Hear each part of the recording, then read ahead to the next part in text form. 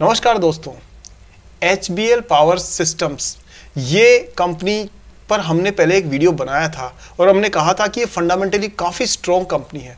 इसी का एक लेटेस्ट अपडेट आया है जो इस वीडियो में हम एनालाइज करने वाले हैं और बिजनेस मॉडल के हिसाब से रेटिंग एजेंसी ने इसको पॉजिटिव आउटलुक दिया है। उसमें क्या खास बात है, उससे क्या फ़ायदा है, एक इन्वेस्टर को किस जगह से किस तरह से रिटर्न मिल सकता है, इसमें सारी बातों पे हम लोग बात करेंगे। बहुत इंपॉर्टेंट वीडियो है, बहुत इन्फॉर्मेटिव है, इसलिए लास्ट तक देखिएगा क्योंकि कहीं ऐसे वीडियो से आपका पता नहीं कितने गुना प्रॉफिट भी होना संभव हो सकता है। सो दोस्तों स्टार्ट करते हैं सागरनॉमिक्स। लास्ट तक देखिएगा और वीडियो को लाइक करना मत भूलिएगा। Let's begin. सो हम दोस्तों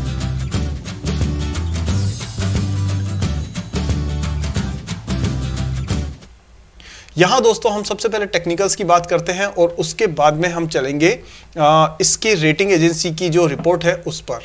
तो यहाँ आप देख सकते हैं ये टेक्निकल चार्ट है दोस्तों HBL पावर सिस्टम्स का और आप यहाँ पर साफ तौर पे देख सकते हैं कि इसने 26 मई मतलब 30 मई के आसपास से इसने एक ब्रेकआउट दिया था और एक चैनल को तोड़ा है और उसके बाद से लगातार अप ट्रेंड में चल रहा है दोस्तों ये स्टॉक। आप देख सकते हैं ये जो तीन मूविंग एवरेज है 50 डेज 9 डेज और 200 डेज के तीनों मूविंग एवरेजेस जो है वो यहाँ पर क्रॉस करते हुए आपको नजर आ रहे हैं और उसके बाद से ये बाइंग पैटर्न चल रहा है।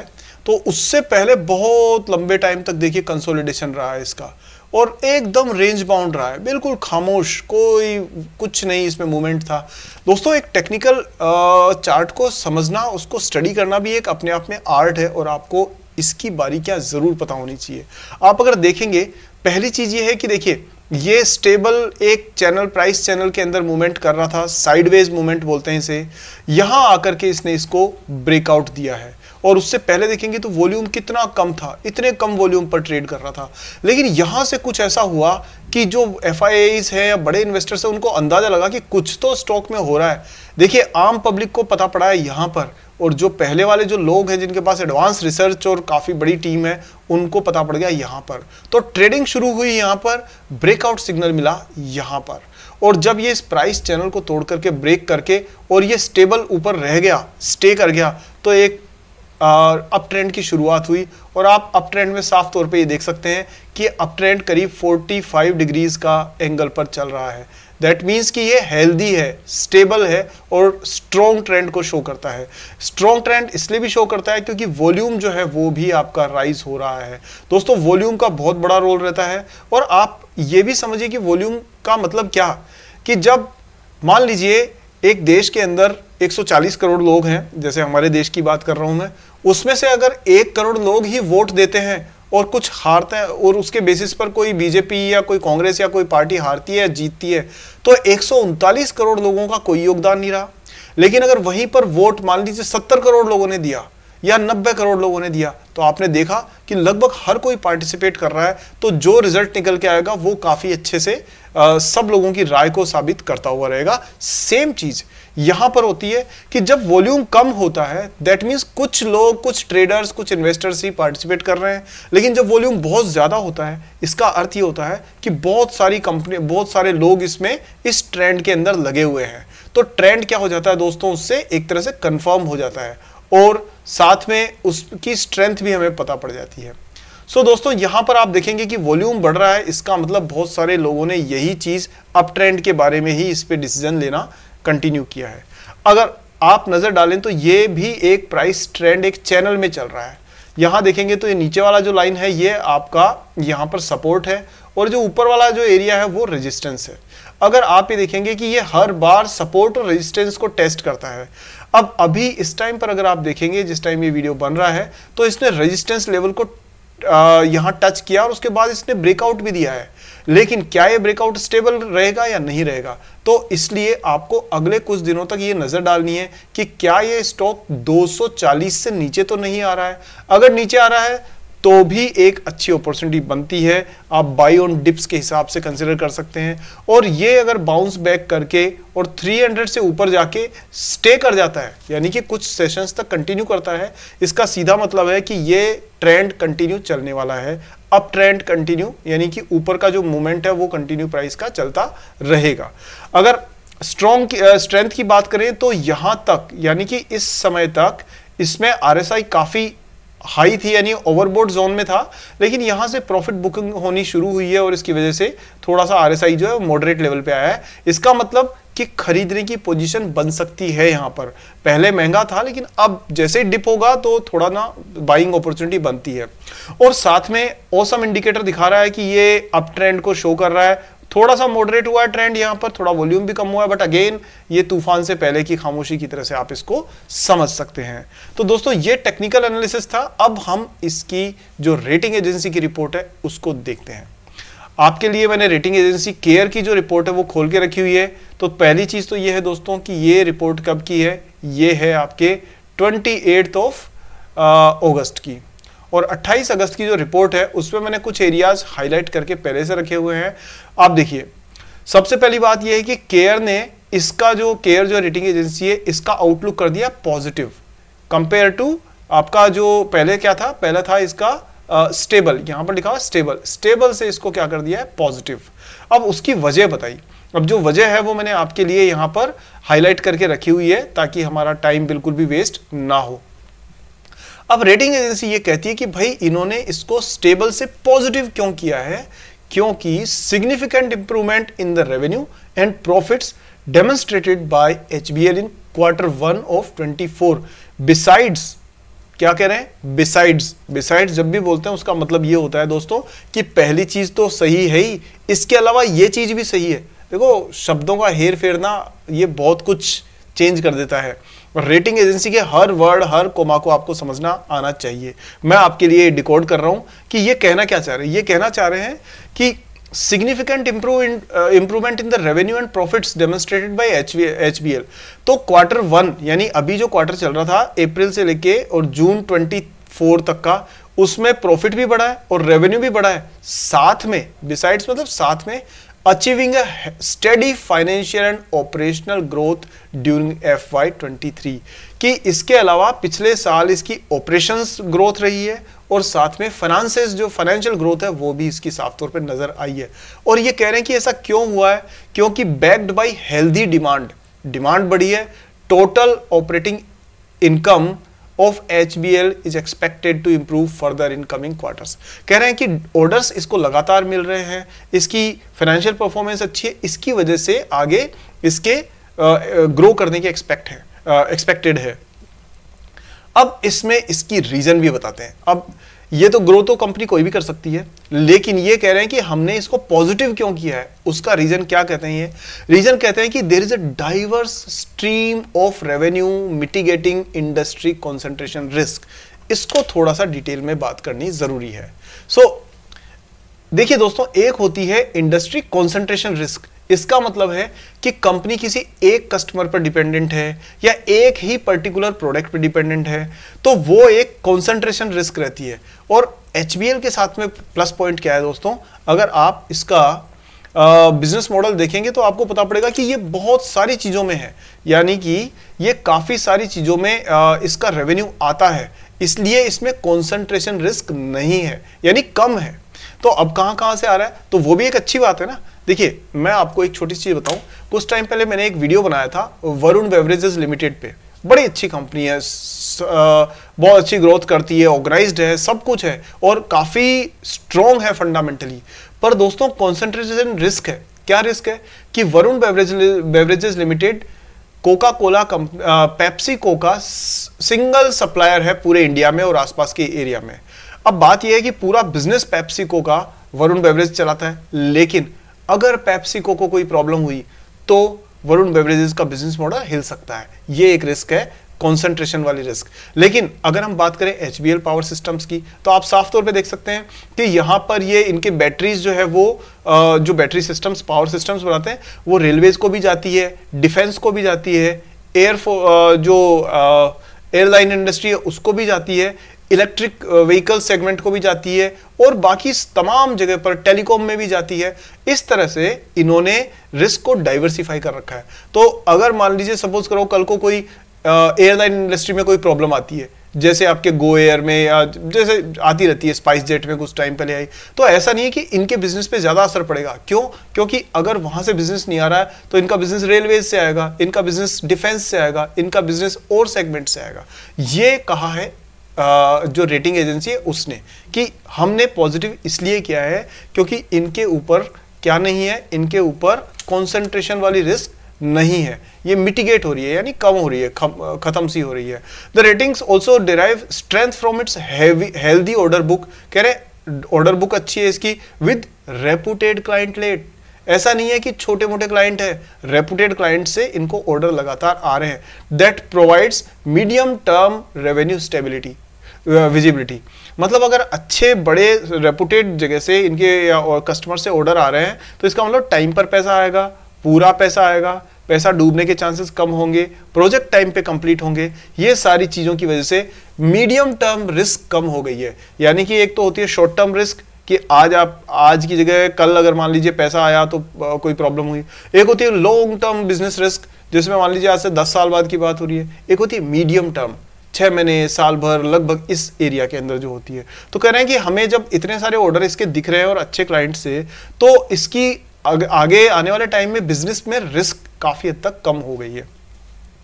तो ये सारी चीजें देख करके केयर ने इनको एक न्यूट्रल से या स्टेबल से पॉजिटिव की तरफ रेटिंग इनको दे दी है, जो एक सिग्निफिकेंट इंप्रूवमेंट है। तो दोस्तों ये आपको पता होना जरूरी है। अब इसमें थोड़ी सी सेंसिटिविटी बताई है उन्होंने कहा कि अब यहां से आगे ये रेटिंग को थोड़ा सा पॉजिटिव नेगेटिव दोनों साइड में जाने के लिए क्या क्या चीजें हो सकती है।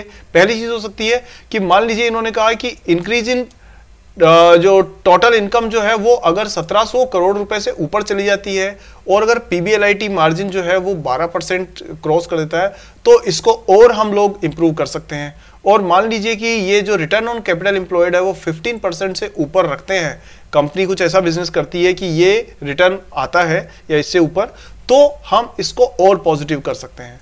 नेगेटिव में क्या है कि नेगेटिव क्या हो सकता है यहां से जाने पे कि अगर कंपनी की गियरिंग रेशियो यानी कि जो डेट वाली जो क्षमता है कि इन्होंने जो कर्जा लेने की बात है तो अभी 0.7x है, यानी कि 0.7 मतलब 75% से कम कर्जा इनके पास में है, मतलब कर्जा लगभग न के बराबर है। लेकिन अगर इन्होंने कर्जा बढ़ा दिया है तो थोड़ी सी नेगेटिविटी हो सकती है। या फिर इनका जहां से बिजनेस आ रहा है वो एलोंगेट हो जाता है, यानी कि ये कह रहे हैं 250 दिन से ज्यादा अगर इनका कैश कन्वर्जन साइकिल हो जाता है तो भी हम इसको नेगेटिव में थोड़ा सा कंसिडर करेंगे। अब इस इंडस्ट्री में दोस्तों क्योंकि ये पावर सिस्टम्स को हैंडल करती है तो पैसा आने में थोड़ा टाइम कई बार लग जाता है, तो ये हो नहीं रहा है, लेकिन ये रिस्क थोड़ा सा बिजनेस में हो सकती है। होगी कि नहीं होगी वो बात की बात है, लेकिन ये आउटलुक ओवरऑल जो रेटिंग एजेंसी उसको बताना पड़ता है। अब आउटलुक कुल मिलाकर के जो कंपनी का दिया जा रहा है वो दिया जा रहा है पॉजिटिव, और वो बता रहे हैं बैक्ड बाय स्ट्रॉन्ग डिमांड और अच्छी ऑपरेटिंग प्रॉफिटेबिलिटी। अब इसकी की स्ट्रेंथ्स क्या है कंपनी की? सबसे पहली बात तो ये कि इसकी research in battery and related segments इनमें इसकी एक तरह से बहुत स्ट्रॉन्ग पोजीशन है, एक्सपर्टीज है। दूसरा है HBL caters to requirement of core sectors. जो कोर सेक्टर्स है जो इंफ्रास्ट्रक्चर में इंपॉर्टेंट रोल प्ले करते हैं, जैसे टेलीकॉम हो गया, रेलवेज हो गया, डिफेंस हो गया, ये जो मेन सेक्टर्स हैं इंडस्ट्री के उनमें ये अपने सॉल्यूशंस को सेल करती है, तो ये एक प्लस पॉइंट है इसका।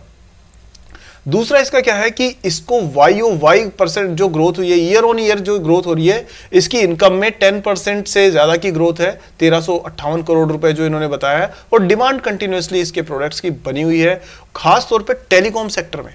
ध्यान दीजिए दोस्तों, ये क्या लिख रहे हैं कि टेलीकॉम सेक्टर में 5G टेक्नोलॉजी का जो रोल आउट हो रहा है उसमें एचबीएल पावर सिस्टम्स को बहुत जबरदस्त बिजनेस अपॉर्चुनिटी दिख रही है। ये इसको पॉजिटिव करने का एक और कारण है। पर दोस्तों ये एजुकेशनल वीडियो है जो हम इसलिए बनाते हैं ताकि आप चीज़ों को सीखें, समझें और फिर अपना डिसीजन लें। मतलब ये नहीं है कि ये कोई बाई और सेलिंग की रिकमेंडेशन नहीं दे रहा मैं। कई मेरे मित्र जो है वो कमेंट्स में पूछते भी रहते हैं कि सर ये इतने में खरीद लूँ, इतने में बेच दूँ क्या, सर इसको खरीद लूँ क्या। तो दोस्तों यहाँ ना ये कंटेंट बनाने का मकसद है कि आपको चीज़ों को समझना ज़रूरी है। देखो, टिप देने वालों ने टिप दी होगी, आपने ली होगी और उसका नतीजा भी आप जानते हो क्या होता है। अगर कोई बिना सोचे समझे, बिना मेहनत के, बिना रिसर्च के आपको टिप दे रहा है या आपने अगर उस पर कोई काम नहीं किया है तो दोस्तों थोड़ी रिस्क है। टिप उसने दी, पैसा आपकी जब मेहनत का लगा। तो इसलिए बेटर है कि आप चीज़ों को समझिए धीरे धीरे, और फिर आपको खुद को जब रोज़ नया सीखोगे, रोज़ मेरे वीडियोस देखोगे, तो क्या होगा कि आप धीरे धीरे चीज़ों में खुद अच्छे से डिसीजन लेना सीख जाओगे। अब हालांकि फिर भी मेरी हेल्प की आपको ज़रूरत पड़ती है, तो जो मेरा हृदय है वो हमेशा आपके लिए खुला हुआ है, हमेशा हेल्प के लिए मैं तैयार हूँ। पर यहाँ वापस वीडियो पर आते हैं, आपको नया सीखने की एक आदत डालनी चाहिए, और 10 जगह से सीखना बंद कर दो दोस्तों। वो कुछ और सिखाएगा, कुछ और सिखाएगा। एक व्यक्ति को चुनो, गुरु एक मानो, बस उस पर पूरा विश्वास करो। ठीक है दोस्तों, अब वो मैं भी हो सकता हूँ, कोई भी हो सकता है। चलिए, यहाँ पर हम बात कर रहे हैं कि कंपनी जो है उसका ये यहाँ पर इसकी जो पावरफुल जो चीज़ें थी वो ये थी कि इंडस्ट्री में, क्योंकि 5G का रोल आउट हो रहा है, तो इसमें HBL पावर सिस्टम्स को टेलीकॉम सेक्टर में एक अच्छी बिजनेस अपॉर्चुनिटी दिखती है। इसके अलावा क्या है, कंफर्टेबल कैपिटल स्ट्रक्चर है कि इनका जो डेट इक्विटी रेशियो है वो भी ज़्यादा प्रॉब्लम वाला नहीं है, 0.9x का गियरिंग रेशियो है, और total date divided by PBIL DT, मतलब टोटल डेट का पार्टिसिपेशन 0.5x है, मतलब 50% से भी कम। तो ये एक अच्छी कंफर्टेबल चीज़ है। अब इसकी वीकनेसेस क्या है? पहली चीज़ है कि इलोंगेटेड ऑपरेटिंग साइकिल, कि जिस फील्ड में काम करती है वहाँ पर लंबा समय लगता है बिजनेस को आने के अंदर, कैश को कन्वर्ट होने में। धंधा गया, ऑर्डर आया, ऑर्डर को एग्जीक्यूट किया, वो प्रोजेक्ट कंप्लीट हुआ, फिर पैसा आना शुरू हुआ, कोई अप्रूवल वगैरह वो सारे लगा करके फिर थोड़ा टाइम लग जाता है। तो ये एक नेगेटिविटी है, पर है नहीं, ये रिस्क है। हो नहीं रहा है ऐसा, ये रिस्क है जो ये बता रहे हैं कि इस बिजनेस मॉडल में ये हो सकता है। इन्वेस्टमेंट इन एसोसिएट एंटिटीज, अब इन्होंने कुछ दूसरी जगह पर इन्वेस्टमेंट अपना कर रखा है, वो है। और इसके अलावा potential risk from the lead recycling operations. अब जो लेड एसिड बैटरीज होती है ना दोस्तों, उसमें लेड जो होता है ना, उसको रिसाइकल करना, आपने देखा होगा जो कारों में, बसों में, इनमें जो बैटरी लगती है उसका एसिड निकलता रहता है, वो ऐसा पाउडर की तरह से जमा हो जाता है और वो थोड़ा सा रिस्की होता है। तो उसको रिसाइकल करने के लिए भी इनको थोड़ा सा देखना पड़ेगा। अब बात करें लिक्विडिटी की, तो ये कंप्लीटली एडिक्वेट है, इनके पास में पर्याप्त पैसा है, कोई समस्या वाली बात नहीं है। इस तरह से इन्होंने ओवरऑल जो पिक्चर है बिजनेस मॉडल को ध्यान में रखते हुए रेटिंग एजेंसी ने इनको पॉजिटिव आउटलुक दिया है। अब यहां पर आप देखो तो परफॉर्मेंस की बात करें तो दोस्तों देखिए, पिछले साल 2023 में इन्होंने 1358 करोड़ रुपए का रेवेन्यू आया था, टोटल इनकम आई थी इनकी, और उससे पहले 1227 करोड़ की थी। यानी कि आप ये देखिए, सीधा सीधा इन्होंने इसमें 100 करोड़ के आसपास में, 1200 से 1300 करोड़ के आसपास में, 125 करोड़ के आसपास रेवेन्यू इनकम इनकी बढ़ी है। लेकिन खास बात यह है कि पहले क्वार्टर में ही, 2024 के पहले क्वार्टर में 458 करोड़ रुपए का धंधा आ चुका है। यानी साल भर में अगर आप इसको 4 गुना करते हो तो 1600 करोड़, यानी पहले 100 करोड़ बढ़ा था, अब ये कितना हो जाएगा, करीब 300 करोड़ बढ़ गया। तो दोस्तों ये एक प्लस पॉइंट है। साथ में जो अगर आप प्रॉफिट मार्जिन की बात करें तो साल भर में पहले 89 करोड़ रुपए का प्रॉफिट था, प्रॉफिट आफ्टर टैक्स। फिर साल भर में 95 करोड़ रुपए का प्रॉफिट हुआ, यानी कुछ ग्रोथ हुई। लेकिन अभी तो सिर्फ एक क्वार्टर यानी 3 महीने के अंदर ही 48 करोड़ रुपए जेब में आ चुके हैं। यानी अगर आप इस हिसाब से देखो तो इस बार करीब 200 करोड़ के आसपास प्रॉफिट होने के चांसेस हैं, जो पिछले साल से जस्ट डबल हो जाएंगे।